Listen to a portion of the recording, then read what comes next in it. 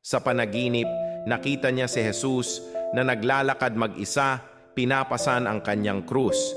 Sinabi ng lalaki kay Jesus, "Panginoon, hayaan mo akong pasanin ang krus para sa iyo." Ngunit hindi tumugon si Jesus, sa halip ay nagpatuloy siya sa paglalakad. Ang lalaki ay patuloy na sumusunod kay Jesus at nakiusap, "Pakiusap, hayaan mo akong pasanin ang krus na iyan." Pagkatapos ay sinabi sa kanya ni Jesus, "Bumalik ka sa lugar kung saan mo ako unang nakilala." Nang bumalik ang lalaki sa lugar na iyon, natagpuan niya ang krus na inabandona sa buhangin. Sarili niyang krus iyon ang minsan niyang itinapon. Madalas ay nakatuon lamang tayo sa krus na pinasan ni Jesus. Tinatanaw ang krus na tayo mismo ay tinatawag na pasanin.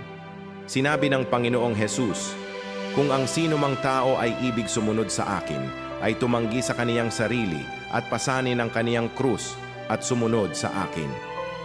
Handa ka bang pasanin muna ang sarili mong krus at sundin ang Panginoon? Amen.